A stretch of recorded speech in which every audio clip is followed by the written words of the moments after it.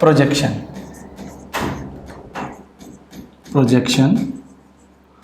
of a vector A on another vector B।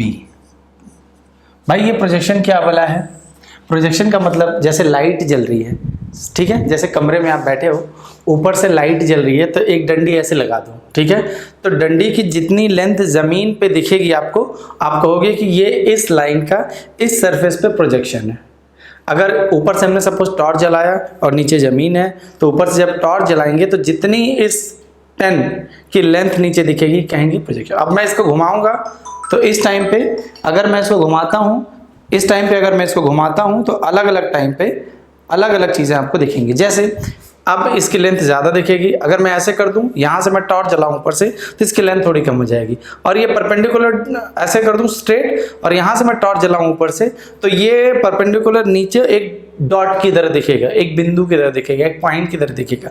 जैसे for example 12 बजे के आसपास गर्मियों में आपने देखा है ना कि जब सूरज बिल्कुल सिर के ऊपर आता है तो उस टाइम कोई परछाई नहीं बनती, तो वो प्रोजेक्शन है। आप शाम के टाइम पे देखो बड़ी लंबी परछाई बनती है तो उस टाइम लंबी प्रोजेक्शन हो जाती है। यानी डिपेंड करता है कि सोर्स यानी लाइट का सोर्स कैसा है और एंगल लाइट का सोर्स किधर से आ रहा है, और जो ऑब्जेक्ट है जिसका हम प्रोजेक्शन देख रहे हैं वो with respect to light source या विद रिस्पेक्ट टू सरफेस किस एंगल पे रखा हुआ है। तो ये बेसिक फिजिक्स की चीज है, उस पर नहीं जा रहा हूं मैं।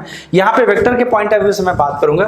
सपोज हमारे पास है एक वेक्टर ए, ठीक है जी, हमारे पास है एक वेक्टर बी, ठीक है। अब सपोज यहां से मैं टॉर्च जला दूं ऐसे खचक, तो इसकी लाइट कितनी पड़ेगी?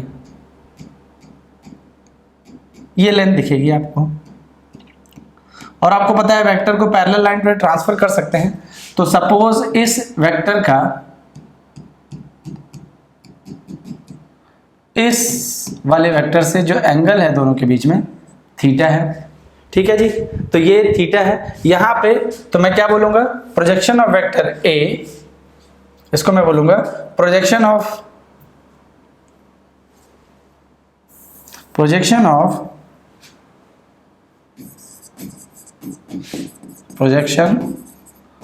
Of A on B equal to क्या हो जाएगा? A cos theta. Direction wise, magnitude wise अगर उसकी लेंथ लेंगे तो वेक्टर वाइज लेंगे तो ये मिलेगा, मैग्नीट्यूड वाइज लेंगे तो ये मिलेगा, यानी A cos थीटा, इसका मैग्नीट्यूड निकालेंगे, ठीक है जी। ये हमारा हो गया प्रोजेक्शन, ठीक है। अब हमारे पास ये एक वेक्टर है, इसमें हम न्यूमरेटर और इसको ऐसे कर सकते हैं, vector A cos theta, vector B magnitude wise देखें तो ये इसको हम ऐसे कर सकते हैं, ठीक है। और यहाँ पर वेक्टर A न्यूमरेटर डिनोमिनेटर में वेक्टर B से मैं मल्टीप्लाई कर देता हूँ, ठीक है। एक स्टेप आगे लिख देता हूँ, वेक्टर A का मैग्नीट्यूड, वेक्टर B का मैग्नीट्यूड, और यहाँ पर क्या है? cos theta. तो A B cos थीटा को क्या कहते हैं? A dot B divided by B का मैग्नीट्यूड। या तो ऐसे बोल दो आप, या तो A cos थीटा बोल दो, दोनों एक ही चीज है, क्योंकि A cos थीटा को ही सॉल्व करके हमने ये चीज लेके आए। इसका मतलब क्या है कि मैं बोल रहा हूं कि projection of A on any vector line B, यानी ये जो पोर्शन है, अगर मैं मान लूं कि एंगल ये हमारा थीटा रहा होगा, तो ये जो प्रोजेक्शन की जो लेंथ है, ये जो लेंथ है वो है A cos थीटा का मैग्नीट्यूड। अब ये जो लेंथ, इसमें मैं B से ऊपर मल्टीप्लाई कर लूं, B से नीचे मल्टीप्लाई कर लूं मैग्नीट्यूड से, तो A B cos थीटा क्या बन जाएगा? ऊपर मेरे को दिख रहा है A B cos थीटा, और नीचे मेरे को दिख रहा है वेक्टर B का मैग्नीट्यूड, ऊपर मेरे को दिख रहा है A dot B divided by vector B का मैग्नीट्यूड, ठीक है। ये क्या कहलाएगा? Projection of A on the vector B। तो इसको कैसे थोड़ा सा स्टाइल से लिख लेते हैं फॉर्मूले की तरह, तो इसको क्लियर कर देते हैं। आई होप आपको ये समझ में आ गया होगा। तो मैं यहाँ इसको ऐसे लिख देता हूँ, प्रोजेक्शन ऑफ, यहाँ पे मैं लिख देता हूँ projection of vector A on B is equal to हमारा हो जाएगा A dot B divided by B का मैग्नीट्यूड, ठीक है। अरे भैया बी का मैग्नीट्यूड। अगर आपसे ये पूछा जाए दूसरा point, projection of B on A, तो ये रिवर्स हो जाएगा, ऊपर तो ए डॉट बी है, बी डॉट ए एक ही चीज है, अपॉन नीचे क्या हो जाएगा, ठीक है। ए ऑन बी करेंगे तो बी नीचे रहेगा, बी ऑन ए करेंगे तो ए नीचे रहेगा, ठीक है। अब मैं बोलूं कि बी यहां पर है हमारा, बी अगर यूनिट वेक्टर के डायरेक्शन में हम अगर इसको देखना चाहते हैं तो a cos b, यानी a का b के डायरेक्शन में, बेसिकली आप इसको ऐसे देख रहे हो कि b के मैग्नीट्यूड को, वेक्टर b को b के मैग्नीट्यूड से डिवाइड करेंगे तो आपको क्या मिल जाएगा, b कैप, या इस चीज को ऐसे भी लिख सकते हैं, a डॉट b का magnitude, sorry vector b divided by b का मैग्नीट्यूड, तो बी कैप। ये क्या है भाई, ये है सेम चीज, पॉइंट नंबर 1 को इस तरीके से भी लिख सकते हैं जो मैं कहने की कोशिश कर रहा हूं, ये सेम है। ये क्या है, projection of A on the vector B, इसको ऐसे भी डिनोट कर सकते हैं। Similarly projection of B on the vector A क्या है, A B upon A cap, तो इसको लिख सकते हैं बी डॉट ए कैप, ठीक है जी। अब इसको यहीं लिख सकते हैं, इसको ऐसे लिख सकते हैं, आपको नीचे अलग से लिखने की जरूरत नहीं है। ये हो जाएगा ए डॉट बी के साथ बी को करेंगे तो बी कैप, इसको करेंगे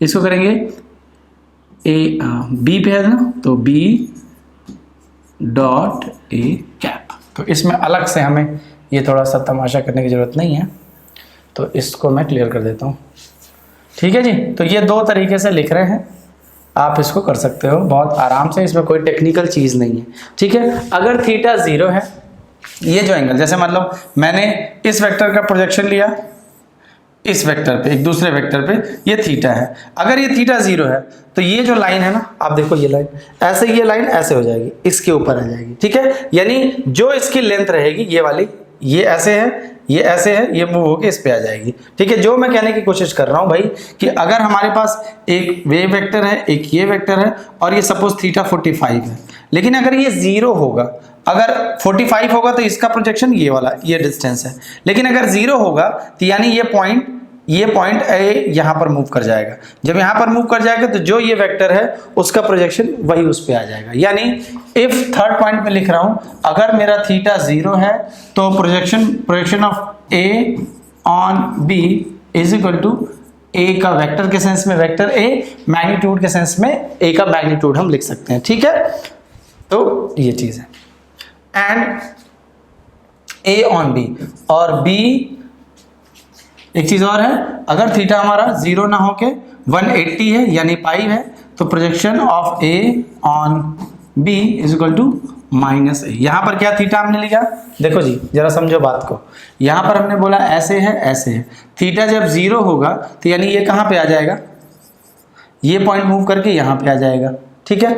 और थीटा 180 होगा तो ये पॉइंट ऐसे मूव करके कहां पे चला जाएगा, यहां पर आएगा। यहां पर जब आ जाएगा तो हालांकि उसका प्रोजेक्शन क्या होगा, उतना ही होगा, लेकिन उसकी डायरेक्शन क्या हो जाएगी। अभी देखो यहां पर 0 हो रहा है तो एक ही डायरेक्शन ये होगी, जब 180 यानी पाई होगा तो इसकी डायरेक्शन क्या होगी, इधर की तरफ होगी। तो मैंने यहाँ पे क्या लिखा है, अगर 180 यानी पाई है तो प्रोजेक्शन माइनस ए, और 0 है तो प्रोजेक्शन ए। ये थोड़ा सा आपको ध्यान रखना है, इसमें कोई टेक्निकल चीज नहीं है भाई।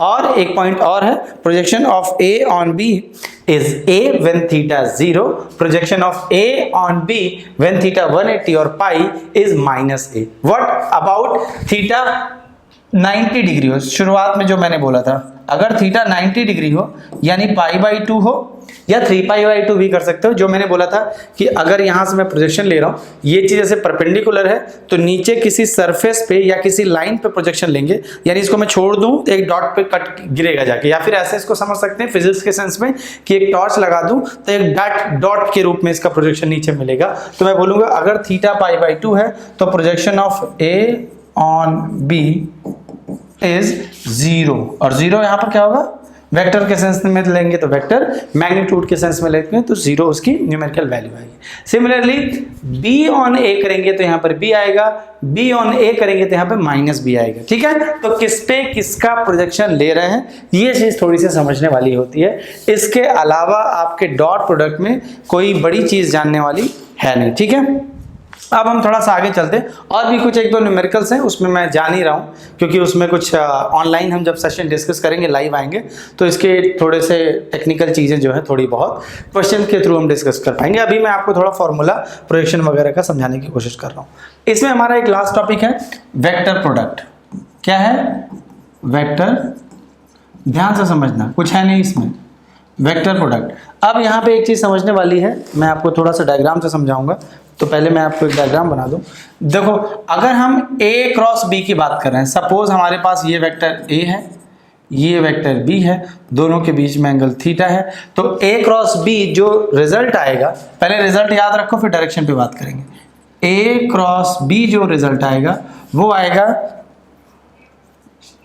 वेक्टर A का मैग्नीट्यूड, वेक्टर B का मैग्नीट्यूड, फिर sine theta into n cap. N cap क्या है? A और B जिस प्लेन में है उसके परपेंडिकुलर एक वेक्टर है n cap.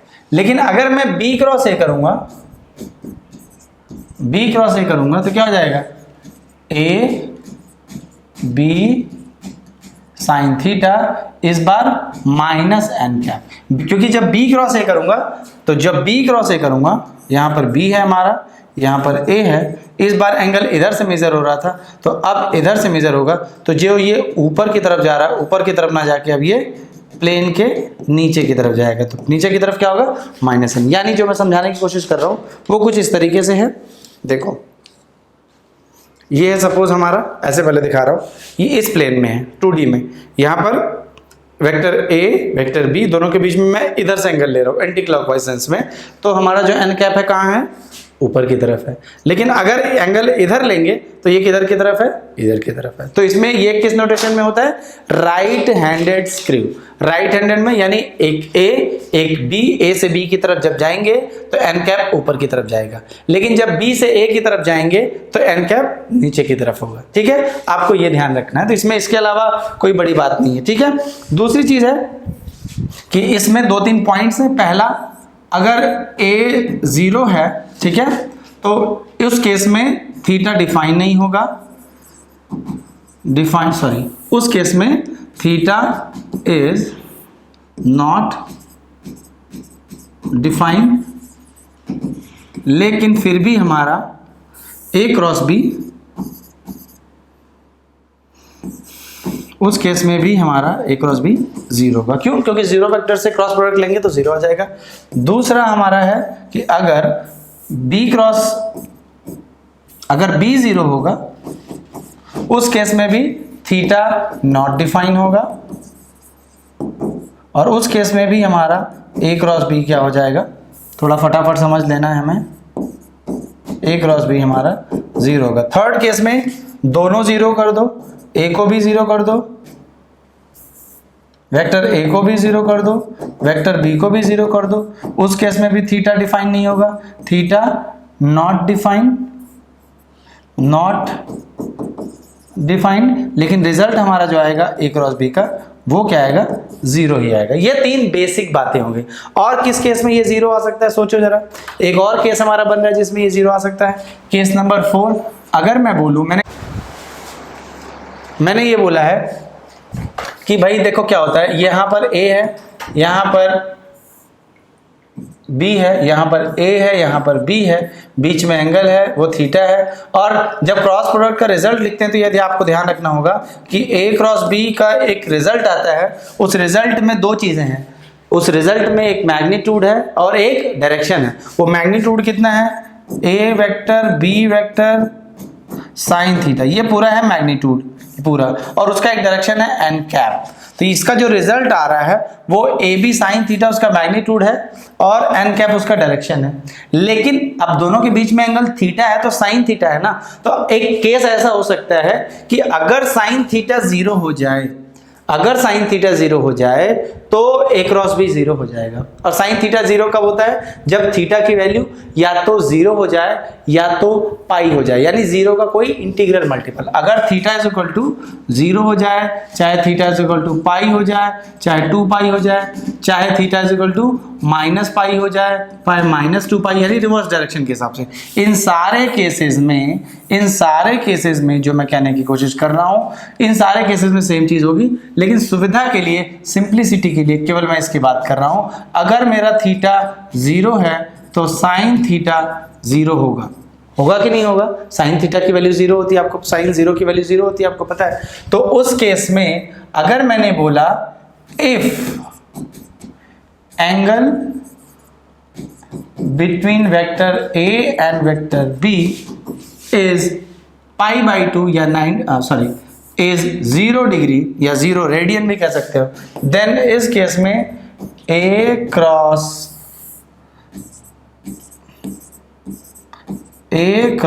B is equal to A का मैग्नीट्यूड B का magnitude sine of 0 and cap, लेकिन ये साइन 0 की वजह से सारा क्या हो जाएगा? 0। उस केस में मैंने कहा A क्रॉस B की वैल्यू क्या हो जाएगी? 0। इस केस में एक कंडीशन और हमें बताना पड़ेगा कि भैया इस केस में हमारा A भी नॉन जीरो है और B भी नॉन जीरो है, लेकिन एक और केस बन सकता है कि जब A भी नॉन जीरो हो, B भी नॉन जीरो हो, लेकिन उसके बीच में एंगल अगर 0 है, तो सिंस A क्रॉस B का फॉर्मूला ये होता है, यानी कि ये हमने इधर जो लिखा था A cross B is equal to sine theta, तो A cross B is equal to A का मैग्नीट्यूड B का मैग्नीट्यूड साइन 0, और साइन 0 की वैल्यू 0 होती है, इस वजह से ये पूरा टर्म 0 हो जाएगा। तो ये रिजल्ट क्या आ जाएगा? यानी आपसे कभी पूछा जाए कि क्या दो नॉन जीरो वेक्टर्स का क्रॉस प्रोडक्ट 0 हो सकता है, आप कहोगे हाँ सर हो सकता है। कब हो सकता है? जब उनके बीच में एंगल या तो 0 हो, या तो पाई हो, या तो 2 पाई हो, या तो minus pi and so on. Clear है बात? अब सिमिलरली डॉट में भी यही है कि क्या दो नॉन जीरो वेक्टर हैं हमारे पास, तो उनका डॉट प्रोडक्ट 0 हो सकता है, तो कहोगे हाँ सर हो सकता है। कैसे हो सकता है? जब उनके बीच में एंगल क्या हो? π/2 हो, क्योंकि क्या होता है A dot B is equal to A का मैग्नीट्यूड B का मैग्नीट्यूड cos 90, और cos 90 की वैल्यू 0 होती है, तो ये पूरा क्या हो जाएगा? 0। तो एक परिस्थिति ये बन रही है और एक परिस्थिति ये बन रही है। ठीक है, तो आपको आई होप ये दोनों चीजें पता हो रही होंगी। हम थोड़ा सा इसको आगे बढ़ाते हैं। एक दो प्रॉपर्टी हमारे पास इसमें सिंपल है, उसको देखने की कोशिश करेंगे कि जब इसकी मैक्सिमम वैल्यू कब आती है। पॉइंट नंबर हमारा 4 है। पॉइंट नंबर 5 में हम लिखेंगे भाई, जब दोनों के बीच में जब A और B परपेंडिकुलर हो, उस केस में A क्रॉस B हो जाएगा A का मैग्नीट्यूड B का मैग्नीट्यूड, A का मैग्नीट्यूड और B का magnitude into sine 90 and cap, मतलब उसके प्लेन के परपेंडिकुलर। तो ये हमारा जो साइन 90 की वैल्यू 1 होती है, तो A cross B is equal to A B into n cap, ये चीज होती है। ठीक है, इस केस में आप कह सकते हो कि इसकी एक मैक्सिमम वैल्यू आती है। A क्रॉस B मैक्सिमम कब होता है? कोई पूछे कहे कि A क्रॉस B मॉड जो होता है ये मैक्सिमम कब होता है? मैक्सिमम तब होगा जब थीटा क्या हो जाए? 90 डिग्री हो जाए, या फिर आप समझ लो कि π/2 हो जाए। ठीक है, एक ये चीज है। और आई जे के के नोटेशन में जरा सा देख लो। आई जे के नोटेशन में 6 है हमारा। मैंने कहा कि जो एक्स वाई एक्स एक्सिस होते हैं, ये एक्स एक्सिस यहाँ पर होता है, वाई एक्सिस यहाँ पर होता है। एक्स की डायरेक्शन में यूनिट वेक्टर को कहते हैं आई कैप, वाई के डायरेक्शन में यूनिट वेक्टर को कहते हैं जे कैप, इसकी डायरेक्शन में कहते हैं के कैप। देखो आई और जे, देखो फिर से मैं थोड़ा सा पेन लेके समझाने की कोशिश करूंगा। ये सपोज ये एक्स एक्सिस इधर की तरफ है और आपकी तरफ जा रही है वाई एक्सिस, और ये प्लेन दूसरा जो थर्ड पेन मैंने लगाया ये है जेड एक्सिस। ये है आई कैप, जे कैप, ये ऊपर जो जा रहा है वो के कैप। आई और जे का क्रॉस प्रोडक्ट करेंगे तो आई और जे यानी एक्स वाई प्लेन में है, इसके परपेंडिकुलर के कैप है यूनिट वेक्टर में, और के कैप और जे कैप यानी ये वाई एक्सिस है, इसके परपेंडिकुलर ये वाला है, और इसके परपेंडिकुलर ये वाला है, इसके और इसके परपेंडिकुलर ये वाला है। एक सिंपल सी एनालॉजी मैंने दी है। अगर आपको ये चीज़ नहीं समझ में आती है तो आप अपने कमरे का एक कोना कंसिडर करेंगे तो आपको ये चीज़ बहुत आराम से समझ में आ जाएगी। ठीक है, तो इसमें मैं यहाँ थोड़ा सा लिख देता हूँ। अगर आई क्रॉस जे करेंगे हम साइक्लिक नोटेशन में, ठीक है, स्टार्टिंग में मैंने एक चीज़ बताई है आपको, हाँ, यहाँ से पॉइंट नंबर 1 शुरू करने से आपको पहले एक चीज मैं बता देता हूँ। एक पीछे आके थोड़ा सा समझाने की कोशिश कर रहा हूँ। ए क्रॉस बी सेम है, बस अंतर क्या है, माइनस का है। तो आपको ये थोड़ा सा ध्यान रखना है कि जो ए क्रॉस बी है वो बी क्रॉस ए के इक्वल तो नहीं होता, लेकिन माइनस साइन के साथ इक्वल होता है। तो आपको ये थोड़ा सा ध्यान रखना है, ठीक है। लेकिन डॉट में क्या होता है, ए डॉट बी जो होता है वो same to same B dot A भी होता है। यानी डॉट प्रोडक्ट कम्यूट करता है, कम्यूटेटिव होता है, लेकिन क्रॉस प्रोडक्ट कम्यूट नहीं करता, कम्यूटेटिव नहीं होता। ये चीज यहाँ पे मैं आपको बताने की कोशिश कर रहा हूँ, ठीक है। तो यहाँ पर आई जे के हिसाब से अगर मैं देखो इसको मैं ऐसे कर दूं, अभी ये बता रहा हूं, पहले ऐसे कर देते हैं। देखो आई डॉट आई, दोनों के बीच में एंगल 0 है, चाहे जे डॉट जे लिखूं, सॉरी डॉट नहीं cross, I cross I is equal to J cross J. किसी भी वेक्टर का उसी वेक्टर से एंगल 0 होता है, यानी कोई लाइन खुद के कोइंसिडेंट होती है। तो किसी भी वेक्टर को सेम मैं लिखूंगा तो उसका खुद से एंगल 0 होता है। जैसे ये लाइन है, इसका इसी लाइन से अगर मैं इसका दूसरी लाइन से एंगल अगर मैं मेजर करूं तो 90 हो जाएगा, सपोज 60 हो गया, 60। अब ये लाइन खुद यही लाइन बन गई, यानी दोनों के बीच में एंगल 0 हो गया। तो किसी भी लाइन का खुद से सेल्फ से एंगल हमेशा 0 होता है। तो आई का खुद आई से डायरेक्शन में उसका आई और आई के बीच में एंगल मैं क्या बोलूंगा, 0, यानी साइन 0 आएगा। Is equal to J cross J is equal to K cross K. अब यहाँ पे अगर मेरे को आई क्रॉस आई निकालना है, थोड़ा देखो, I cross I is equal to I unit vector है, इसका मैग्नीट्यूड, आई यूनिट वेक्टर है, इसका मैग्नीट्यूड, साइन ऑफ आई से आई के बीच में 0 इनटू एन कैप। आई और आई के पैरेलल के भी हो सकता है, जे भी हो सकता है, कुछ भी लिख दो, ठीक है। तो के भी लिखो चाहे जे लिखो, ठीक है। चलो मैं के लिख देता हूं। तो अब साइन 0 की वजह से ये पूरा क्या हो जाएगा, 0। तो इसकी यानी आई क्रॉस आई मेरे को क्या मिल रहा है, 0। सिमिलरली जे क्रॉस जे भी निकालूं, के क्रॉस के निकालूं, क्या मिलेगा मेरे को, 0। अब एक चीज मेरे को दिखानी है आपको। अब मैं आई क्रॉस जे निकालूं, अगर आई क्रॉस जे साइक्लिक नोटेशन में आई क्रॉस जे क्या हो जाएगा, आई का मैग्नीट्यूड, जे का मैग्नीट्यूड, साइन ऑफ आई और जे के बीच में कितना एंगल है, ये एक्स एक्सिस है, ये वाई एक्सिस है, एक्स और वाई के बीच में एंगल कितना होता है बच्चों, 90 डिग्री। तो क्या हो जाएगा, साइन 90 इंटू एन कैप। इसके और इसके भी पैरेलल ये है, इसके भी पैरेलल ये है, यानी एक्स वाई प्लेन के पैरेलल क्या है, जेड एक्सिस, यानी जेड एक्सिस का डायरेक्शन क्या है, के कैप। तो ए बी में क्या होता है, ए वेक्टर बी वेक्टर, इन दो अगर मैं क्रॉस प्रोडक्ट ले रहा हूं तो जो रिजल्ट आता है उसका डायरेक्शन इन दोनों के प्लेन के परपेंडिकुलर, मतलब ऐसे, थोड़ा फिर से समझो, ये आई कैप है, ये जे कैप है, तो इनके परपेंडिकुलर, दोनों के परपेंडिकुलर कौन है, के कैप। आई कैप जे कैप, जब परपेंडिकुलर की बात आएगी तो के कैप, उल्टा कर देंगे तो नीचे माइनस जेड माइनस के कैप, ऊपर क्या है प्लस के कैप। जैसे यहाँ पर आई कैप है तो इधर की तरफ क्या है, माइनस आई कैप। ये जे कैप है तो इसके पीछे की तरफ क्या है, minus J cap, and so on, ठीक है। तो आपको थोड़ा सा ये ध्यान रखना है। तो ये आई क्रॉस जे क्या हो जाएगा, into unit vector n cap लिखना है, क्या लिखना है, एन कैप। और एन कैप ना लिख के मैं क्या लिखूंगा, के कैप। क्यों, क्योंकि आई और जे के परपेंडिकुलर कौन है, के कैप। तो ये 1 आई का मैग्नीट्यूड, यूनिट वेक्टर है मैग्नीट्यूड 1, यूनिट वेक्टर है मैग्नीट्यूड 1, साइन 90 के लिए 1 1 इंटू 1 इंटू 1 इंटू के कैप। तो रिजल्ट मेरा क्या आ जाएगा, के कैप। तो आई, तो इसको मैं क्लियर कर देता हूं, बाकी यहां पे लिख देता हूं ए यू।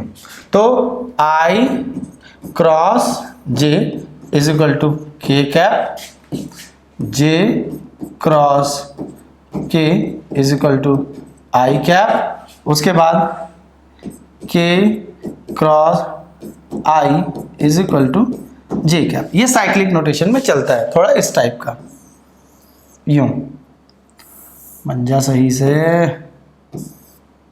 इस टाइप का, यानी आई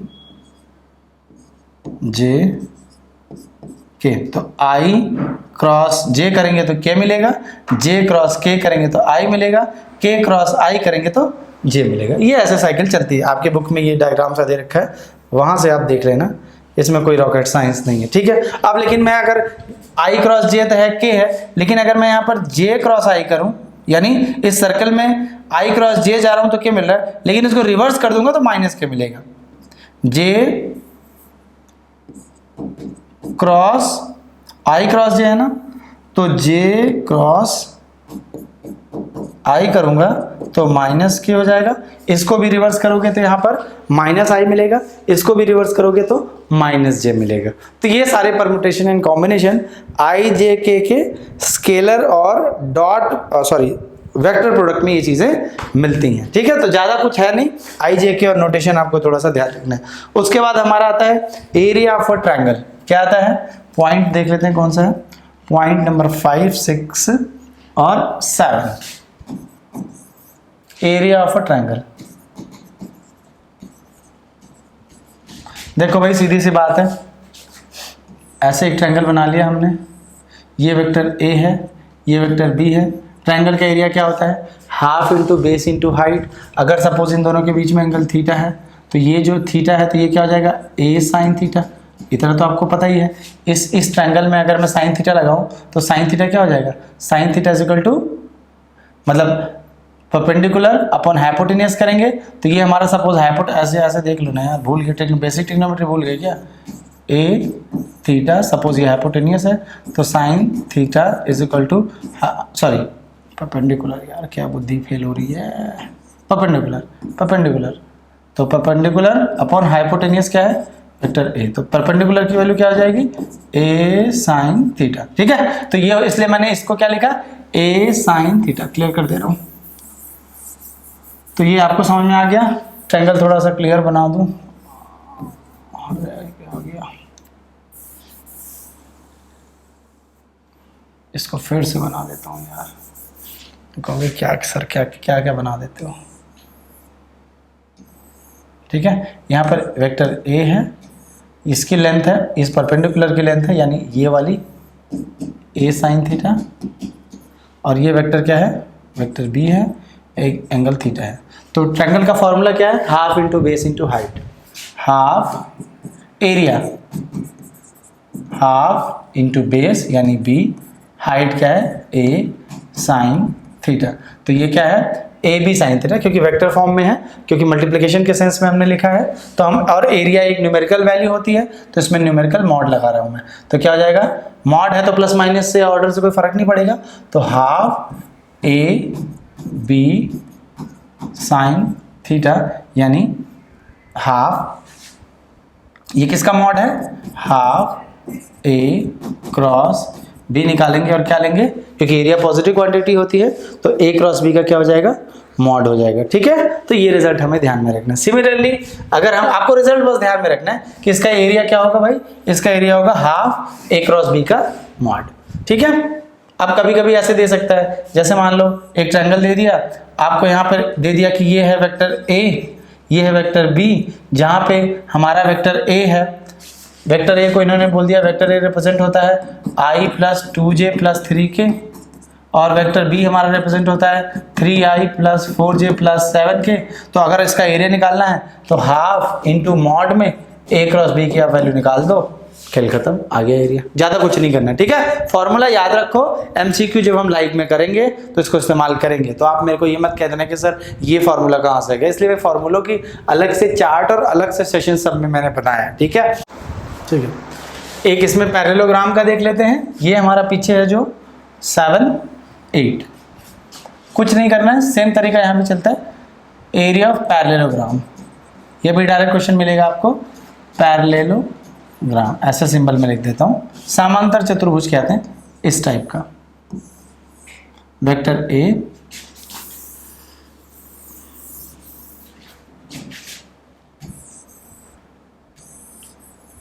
वेक्टर ए है, यहाँ पर वेक्टर बी है, एंगल थीटा है। तो इस ट्रायंगल का डबल करके निकाल सकते हैं सीधे सीधे। इसका तो जो एरिया हो जाएगा, वहाँ पे हाफ ए क्रॉस बी था, यहाँ पर केवल क्या कर लेंगे, ए क्रॉस बी का मैग्नीट्यूड। ठीक है, सीधा सीधा सिंपल है, कुछ करना नहीं है। ठीक है, ओके, ये क्लियर है। अब कुछ और प्रोडक्ट लेंगे, जैसे 9 कि कैसे वेक्टर प्रोडक्ट डिस्ट्रीब्यूट होता है। A cross B plus vector C है तो ये दोनों पर डिस्ट्रीब्यूट हो जाएगा। A cross B plus A cross C. ठीक है, इसको बोलते हैं distribution of vector product over the sum of the vectors. एक ये चीज है, और दूसरा क्रॉस प्रोडक्ट कैसे निकालते हैं, ये फाइनल चीज है हमारी। हाउ टू नो या how to find the cross product, ये पॉइंट नंबर 8, 9, पॉइंट नंबर 10 में finding cross product, finding cross product कैसे है। सपोज हमारे पास क्या है, a is equal to a1i plus a2j plus a3k। एक और हमारे वेक्टर है, vector b is equal to b1i plus b2j plus b3k। तो a क्रॉस b की जो डेफिनेशन होती है या जो इसको हम निकालते हैं वो मैट्रिक्स में निकालते हैं, i j k कैप लगाएंगे क्योंकि यूनिट वेक्टर है। पहले a को लिखेंगे a1 a2 a3, फिर b को लिखेंगे b1 b2 b3। ये जो रिजल्ट आएगा यहां से हम डायरेक्ट a क्रॉस b निकाल लेंगे। ठीक है, अब इसमें हमने सारी चीजें सीख ली हैं कि a क्रॉस b कैसे निकालते हैं, b क्रॉस a कैसे निकालते हैं, और कंपोनेंट में है तो कैसे निकालेंगे। ठीक है, और जैसे मान लो मैं कोई क्वेश्चन फॉर एग्जांपल आपको दे दूं, छोटा सा क्वेश्चन, फाइंड एरिया, होमवर्क है, थोड़ा खुद से निकाल लेना आप, area of the triangle, area of the triangle given by, ऐसा एक ट्रायंगल इमेज बना के दे दिया, इसको बोला 3i plus 2j plus 7k, इसको बोला i plus 2j plus 8k। थोड़ा सा रफ सेंस में मैं जल्दी जल्दी लिख रहा हूँ ताकि वीडियो थोड़ी सी शॉर्ट हो जाए। इसको कैसे निकालोगे, ये सपोज आपका a है, ये है आपका b है, तो क्या कर दोगे, पहले a क्रॉस b निकाल लोगे, मैग्नीट्यूड ले लोगे, हाफ से मल्टीप्लाई कर दोगे। ठीक है, एक और है, अगर हमारे पास एक पैरेललोग्राम है तो सॉरी पैरेललोग्राम बनाओ भाई इस टाइप का, तो ये दे दिया हमारे पास, ये दे दिया हमारे पास, सॉरी b, तो यहाँ पर कैसे निकल जाएगा, a क्रॉस b निकालो और मॉड निकालो, ये आएगा। तो ये आपको ये चीज़ें थोड़ी सी डायरेक्ट याद रहनी चाहिए। अभी यहाँ पे क्वेश्चन नहीं कर रहा हूँ, क्वेश्चन हम सारे इकट्ठे वेक्टर अलजेब्रा वाले चैप्टर से, एक तो रिकॉर्डेड सेशन में ऑलरेडी मैंने करा रखा है, एक उन बच्चों के लिए जो अब एग्जाम की तैयारी के लिए थोड़ा देर से सो के उठे हैं, उनसे हम लाइव में बहुत जल्दी जुड़ेंगे। मिलते हैं अगले लेक्चर में।